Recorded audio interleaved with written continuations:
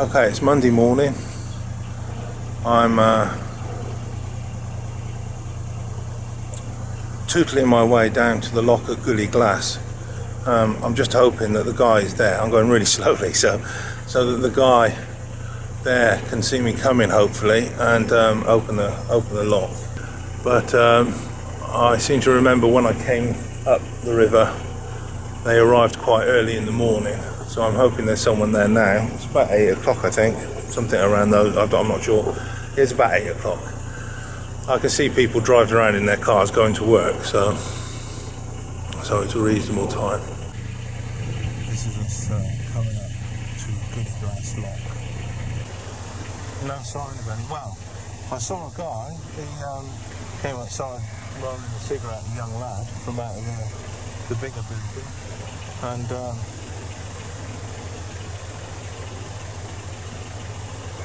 then disappeared off somewhere. So I'm basically just drifting around here, hoping someone will notice me. I can see, as opposed to yesterday's walk, there's plenty of water on the other side. I kind of guesstimated that Chataulin would be about 3 hours after high tide Brest, which is about now. So this is high tide now. They should start flowing back down the river any minute now. So you would think that if anyone was going to run down the river, now would be the time to do it on a Monday. I kind of would have thought they'd be ready to let people through. I'm going to have to reverse that a little bit close. I've managed to sneak in here in front of this Breton fishing boat. And here, I mean, I've just lassoed these road bollards, which will do for the minute. I'm not going anywhere. So anyway, I suppose I've got either to hang around here and wait for someone to notice me. Well, they already have noticed me, they just haven't opened the lock. They haven't done the lock. There's a ladder there that I can't get to without crunching the boat on the wall right in front of it, so I don't fancy that. I could probably jump up on here. Well, I've just read the sign.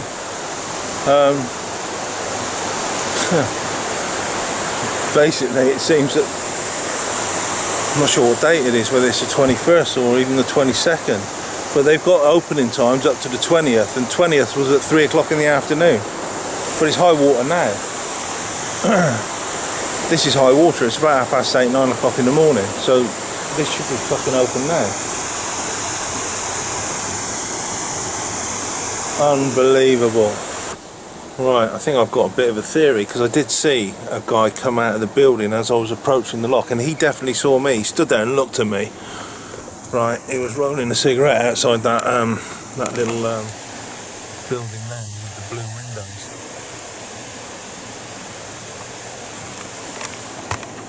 I think today you've got from about 7:30 till about 10 o'clock when you could use the lock. I think they've rocked up at about 8, just had a quick butchers around and then fucked off again and they're not manning the lock till 10. Although I think you definitely could use the lock and go through, and I'm here, and the bastard saw me as well, right? And then they're not going to open it again till about 4 o'clock this afternoon. I would have thought 4 or 5 o'clock this afternoon, which means I might get down the river to the lower reaches and anchor, and that's about it really.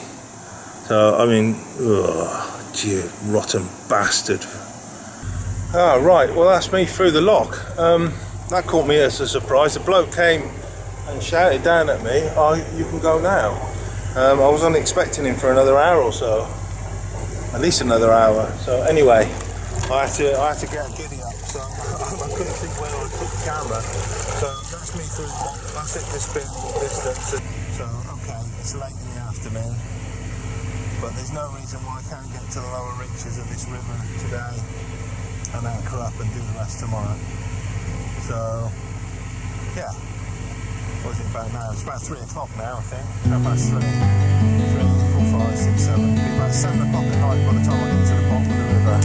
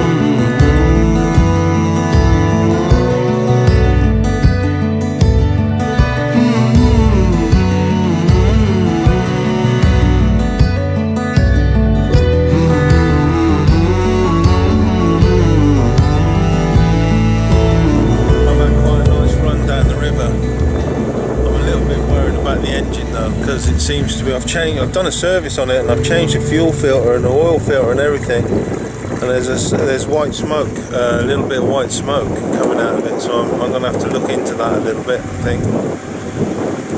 Find out what the hell's going on there. I'm wondering whether the fuel filter got wet in one of the rough bits of rough weather that we've had, which probably means it's not doing the engine the world of good. So,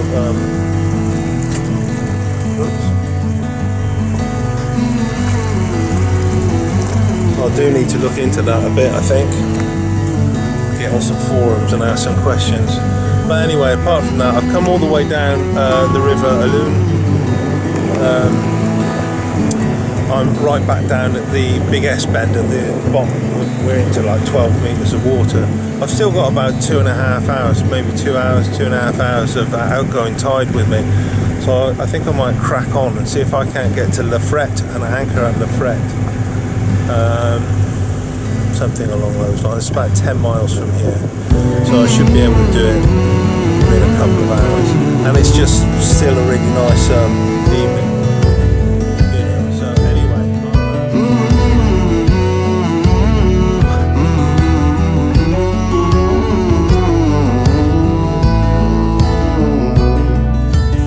well, after the gloomy and horrible start to the day that we had, this is really nice. This is like absolutely full-on summer day. Blue skies. But it didn't kick in till about 3 o'clock. You never know your luck. You never know your luck. Might bode well for tomorrow. That's me out of the river, I believe. I was going to push on to La Frette. Well, I still might, but I've spotted a couple of little boats anchored. There's no clear place on the chart to anchor, but I'm pretty sure I could anchor down there, but I'll dry out probably. Then I see this little boat over there. He's anchored.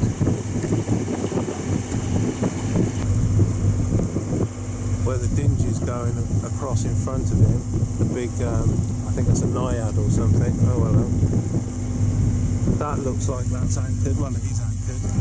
That big, that fairly large yacht over there, 40-footer, that looks like that's anchored off Port Maria. I think that's Port Maria over there. So I'm not going to take any risks. We're in plenty of water, 14 metres.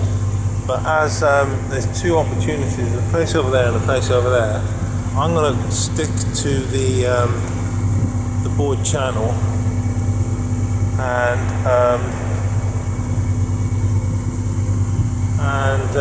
check out that the bigger yacht over there as I go by, and see if I fancy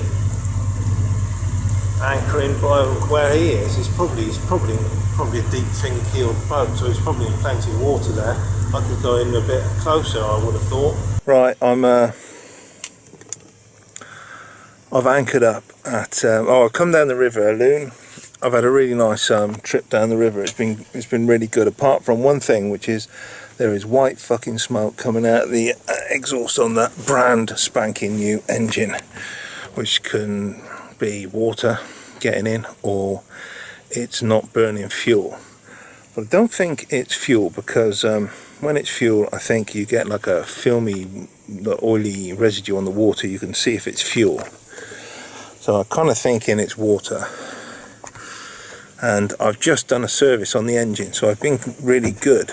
Well, good for me. This is since I put the engine in June. I've changed the fuel filters twice and changed the oil twice, and it's like the end of August, and I think the engine went in mid-June. So in 2.5 months it's had 2 oil changes and 2 fuel filters, pre-filters in. So I checked the other fuel filter the other day and it kind of looked alright, so I left it. But I'm going to change that as well tomorrow morning before I shoot off. I can't be bothered now. Yeah, because the point of putting these new filters in, this is a different filter with a water catcher underneath. Originally I didn't have that at all. The point of putting these in, hang on 1 second, because it is clearly beer o'clock. Clearly beer o'clock at this time of day. Lidl's finest.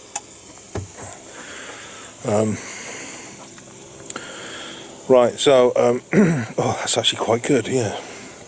So yeah, so that's where so shit, basically.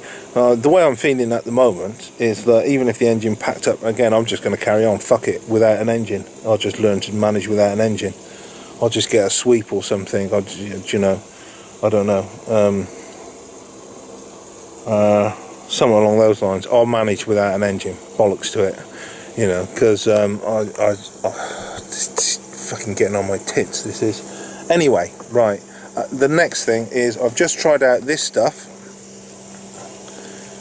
yeah, which is alcohol a brula, right. It is now I've got an alcohol stove which is currently doing a Stirling job, cooking tea, boiling potatoes and cooking sausages and shit. Yeah, and that usually runs off MEFs in the UK. It's the only stuff you can get in the UK that's suitable for it. And in the UK, they put the MEFs is purple because they put the dye in it just in case people like me drink it. Why? Why would you do that? It's more expensive than fucking vodka. I think that's actually true as well. In the UK, MEFs is probably more. It's £2.50 for one of those little 500ml bottles, for fuck's sakes. Anyway, so anyway, they put this dye in it and it stinks. I've generally got used to it over the years, and now the French stuff is actually proper denatured alcohol, and I believe they put. I believe they just put a slight scent to it, not particularly pleasant, not like vanilla or anything, but they've added a scent to it, I think, that's not unpleasant. It's not like the dye in the meth. The meth smells horrible. This stuff just doesn't smell horrible, you know. So I'm trying it for the first time. Because I was worried that I wouldn't be able to get fuel for the stove. So far in France, no problem whatsoever. I'm sure it'd be the same in Spain. But I managed to buy 3 5-litre cans of it, and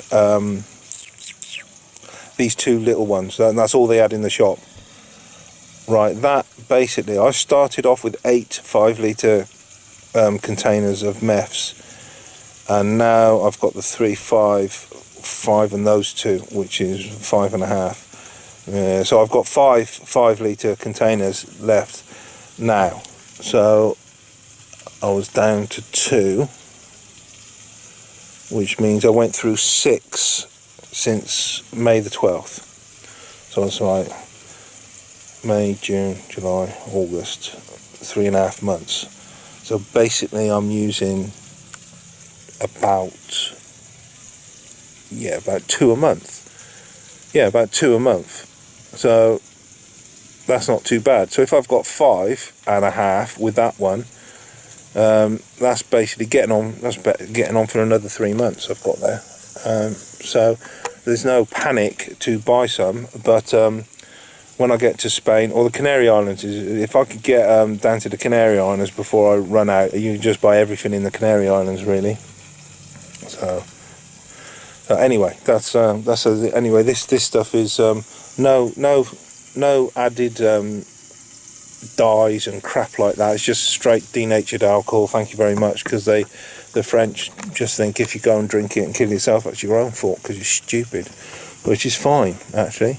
So, which brings me on to my last little point.